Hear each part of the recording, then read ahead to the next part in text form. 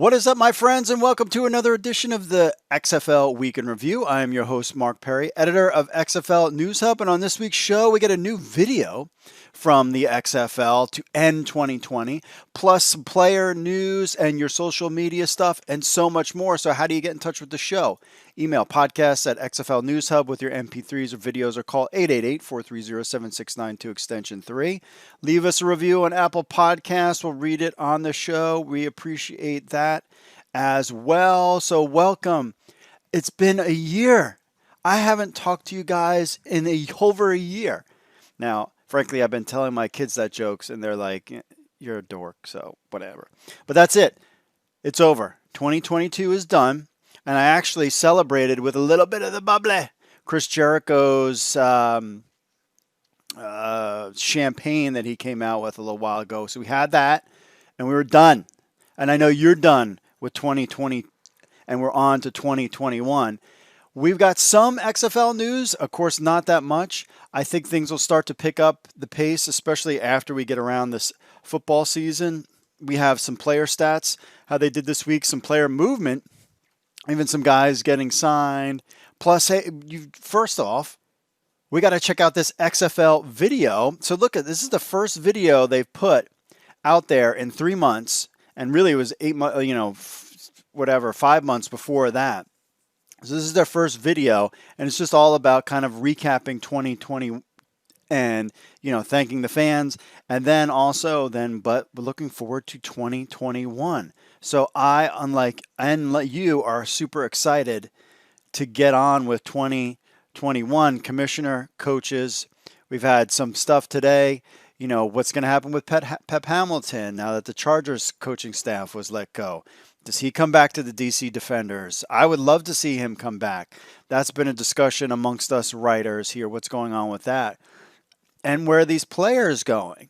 I mean, some of these guys, and we'll have a full recap towards the end of the week, are getting signed to futures contracts. And we've seen some of the XFL guys that were on practice squads get signed to those future contracts as well. So we'll keep an eye on that for you, because that's basically going to mean that they wouldn't be, not that they would be, I mean, we have a long ways to go, but even in an October draft, they potentially could still be with these franchises and unavailable. And if they're signing future contracts, then they're not going to be trying out. If there's any kind of tryouts or any kind of thing over the summer, they wouldn't be involved with that. But we'll keep an eye on those guys as well. Some other player notable news this week. Buffalo Bills signed New York Guardians and Josh Allen's former teammate Tanner Gentry. So he worked out with, he played with the Guardians. He was on the Guardians. He was drafted, but then he was injured, so he never played in the XFL. But he recently got signed to the Buffalo Bills practice squad, so congrats to him. And he just came out of nowhere. And I think because of, everybody's just worried about, screwing up their roster. Also, earlier in the week, the Lions had signed Dallas Renegades cornerback Josh Hawkins, but we all know, season's over for the Lions, so we'll see maybe if he gets a futures contract. We'll have to find out. But he got picked up, and this was like his third NFL team this offseason he got picked up by. So congrats to him. Also on the player stats this week, well, first of all, we were excited to see if Tyler Henneke would get the start for the Washington football team. He did not, and they did win. They beat the Philadelphia Eagles, but we saw P.J. Walker and Donald Parham get some action. So P.J. Walker, he was active, came in late in the game. He was 5 of 14 for 95 yards and 3 interceptions. That's not good. The Panthers lost to the Nolans Saints 33-7. Kenny Robinson was active, and Colin Thompson were both active, but didn't put up anything. Donald Parham was active, and he had 4 targets with 3 catches and 37 yards and a touchdown in the 38-21 win over the Kansas City Chiefs. Congratulations to him. Another touchdown for Donald Parham. But again, this staff is now gone. What happens with Parham? What happens with Pep Hamilton? What happens with Storm Norton? And these guys, we'll have to kind of find out and see what happens with them. Hunter Neuswander, he is the punter for the Dallas Cowboys. He had 6 punts for 48.5 yard average and then a 54 yard one, and the Cowboys lost to the Giants. They needed that win. Walter Palmore, he was active and had 1 tackle, 1 assist. It was his first game of the season. He'd been on the practice squad for the Cowboys. He's a Houston Roughneck guy. Elijah Campbell, he was active for the Jets. He's from the DC Defenders. He put up no stats, and the Jets lost to the New England Patriots. Michael Dunn from Cleveland Browns, he was active. They beat the Steelers. Matthew Wright was 3 for 3 in field goals, including a 46-yarder and an extra point. So congratulations to him. And but they lost to Cleveland. The thing is with Matthew Wright, though, he wasn't the starting Vipers kicker. He was signed, and then they didn't use him, but he was kind of an XFL guy. Tigre Scales, he was active but didn't put up any stats. And so did Anthony Coyle, offensive line guy. He was active as well for the Steelers. He's a New York Guardians. Edmund Robinson was active, didn't put up any stats. He's from the Roughnecks, and the Tampa Bay Buccaneers beat Atlanta Falcons 44-27. Khalil McKenzie, he was active and had 3 tackles, and the Bengals lost to your Baltimore Ravens 38-3. Congratulations. He's been up and down for a long time this season on the practice squad and active squad. And Austin Walter, he came up from the you-know-what list, and he was active but put up no stats, and the 49ers lost to the Seattle Seahawks 26-23. That's basically it that's going on in the XFL world right now. Just like you, we're waiting for the first big announcement, TV contract. We have a nice article up there on XFL News Hub about our stats for 2020, how many page views we got. I'm not going to talk about all that here. Our top pages, top viewed pages, and that kind of thing. So we're excited about that. And we're excited to get to your social media stuff, and we'll do that right after this. Stay tuned. Here's what you missed last week on the XFL Markcast. We could have taken a week off, It's the holidays. We could have taken a week off, Reed. We really could have taken a week off. We got really good feedback last week on the podcast. Overall, we have some mix we'll get into. But so the bad news is we made an oopsie daisy on the podcast last week. I did, because I put together the show notes. Josh Johnson, QB, former LA Wildcats. He was on the practice squad with the 49ers. I made the mistake. I said that he was cut, that he was diagnosed with COVID-19, that he was cut. He was not. We should have said that he was on the COVID-19 list. You cannot cut any players on the COVID-19 list. But the good news is we found out this mistake. I found out this mistake at 8 a.m. on Christmas Day when Josh Johnson himself messaged me on Twitter and said that we were incorrect. So I guess the good news is that Josh Johnson listens to the Markcast. Like maybe we'll get that shirt going here after the holidays. Former Alliance American Football, Arizona Hotshots. That's a lot of A's there. Yes. John Wolford.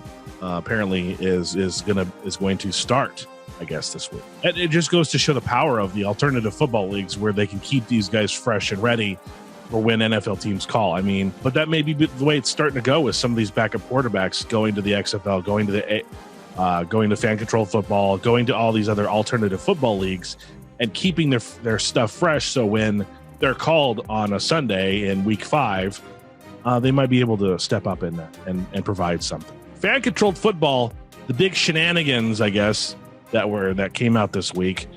Johnny Manziel signed. That's a good story. I got a lot of messages yesterday from people very upset about this.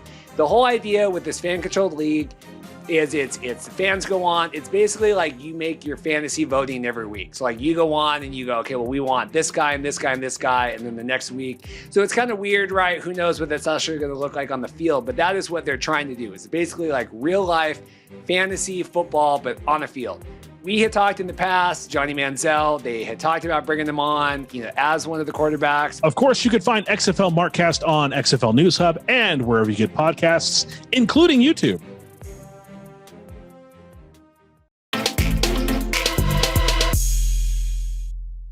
All right, let's get to our social media stuff. A lot of talk about Dwayne Haskins getting cut and is his future in the XFL. I don't know about that. I don't think so. Jerry says this is not a far-fetched idea. It would give him a chance to develop and mature because he might not get picked up by another NFL team at this point in his career. I mean, talk about this guy is cut loose real quick. Terrence says, stop it, Butler. He'll be on an NFL roster by the start of training camp. I don't know about that. Jerry says, I hope so, but it's not sure. XFL would be a great place for him to develop. Remember, he only started one season at Ohio State. Danny says Detroit Lions need him. No, they don't. Michael Darling, with no plans for a 2021 season, Dwayne should focus on getting his act together and hope an NFL team gives him a chance. Pretty embarrassing to have been a number one draft pick and then cut in the manner he did. Hope he finds his way. Totally agree with that. Drew says, if anything, the Jets will sign him to back up Sam Darnold when they lose out on Trevor Lawrence. I doubt that very much. I don't know if anybody's going to pick him up. I mean, just remember some of the other big quarterback guys that played in the NFL and then got cut and never got picked up. Ryan Leaf never got picked up. Who else am I thinking of? Jamarcus Russell is another one. I don't think he got picked up by anybody.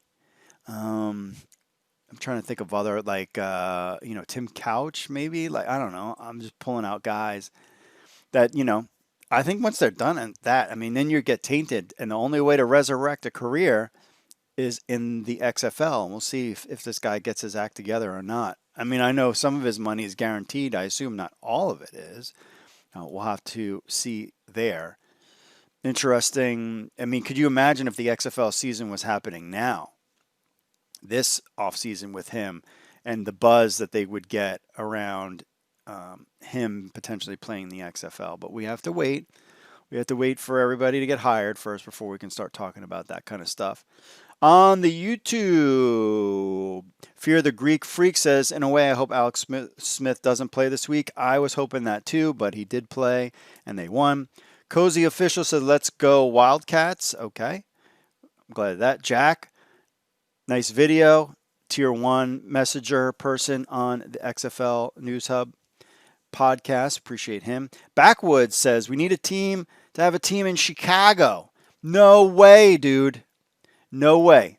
You would not. If they're playing outside in February, there is no team. Are you kidding me? Playing in Chicago? Nah, man. Nah. MFC Yeetman says, how about Canada? Again, February. March in Canada, playing outside? No thanks. I'm not doing that. I'm not going to any of those games. That's too cold. It's too cold, man. DB9780 says, I want the XFL to expand to Boston or maybe share Gillette Stadium with the Patriots and Revolution. Rooted for the Dallas Renegades earlier this year. Again, I think you're all too cold up there. New York is about as far as you're going to go with cold teams, but unless you got this dome or unless they move it back to a better time frame, who cares? Don't try to compete with March Madness. Forget that. April, May, baseball, no one cares about baseball. Are you kidding me? If you have the NFL season over in February, then you have March, which is, college basketball, let them have their run. And then April, May, June, when kids can come to the games, the schools might be letting out that in the nicer weather, I would definitely kick it back further. End the season in June. That's what I would, personally. That's just my take. Because I was at the DC Defenders games in February, and I was very cold. Very, very cold. But I still went anyway. Tribe of Judah says, hey, MLFB, we want spring football. We'll see what happens with Major League Football as they have plans this year. The latest thing is the fan control football. You've heard XFL Markcast talking about and interviewing people with the fan control football. We plan on covering it in this springtime because I feel that there's probably going to be potential guys that played in this league that might play in the XFL. So we'll be following these kind of spring leagues just like we followed the spring league, but Major League Football if they do anything, and of course fan control football. And we'll have a little recap of what all that is later on in the next couple weeks because they're starting up very soon in the next 2 weeks. I think their training camp even starts next week. I'm not too sure. I think that's what it is. But we'll have a report on that at XFL News Hub. Rock Villervaven with the Ravens logo. I like him. Saw Steve Spurrier wearing the Dallas Renegades jacket. Perhaps he might coach there. The only team sharing the place is some rugby team. They will be back. Said this over and over again. Dallas will return to the Dallas Renegades will return to Dallas. So don't sweat it, my friends. And if anything, Steve Spurrier would be in the Tampa area, Tampa Bay. Now, if he was wearing a Vipers jacket, because remember his son, Scott Spurrier, was an assistant coach on the Dallas Renegades, and he's friends with Bob Stoops, so that's why he was wearing it. If he was wearing Vipers gear, like all decked out in Vipers gear, I'd be like, uh-oh, something's going to happen here. But that wasn't the case at all. On to the Twitters, our top 10 articles of 2020 and what to expect from 2021. And I've talked about this a lot. Paul M. Jackson 9 says, Mark, keep up the good work. Thanks for hanging in there during the bankruptcy and giving us content and hope. Yes, thank you. It was quite the ride, and we just continued to do it. Continuing to put stuff out. There was a lot to talk about with NFL, XFL players head into the NFL. Now that the NFL season is coming to a close, things will get a little thin for a little while. But we'll get you any kind of information out there. And sometimes it might be a 10-minute listen. Sometimes it might be a 10-hour listen. No. Actually, I think our longest one was probably that draft podcast that we did. That was we did that live. And we'll get back to all that stuff once things starts cranking up again. I got a lot of ideas, my friends. I got a lot of ideas, so hang in there. About Dwayne Haskins getting cut, Chubbs447 says perfect spot for him on improving if he's willing to put in the work. Totally agree.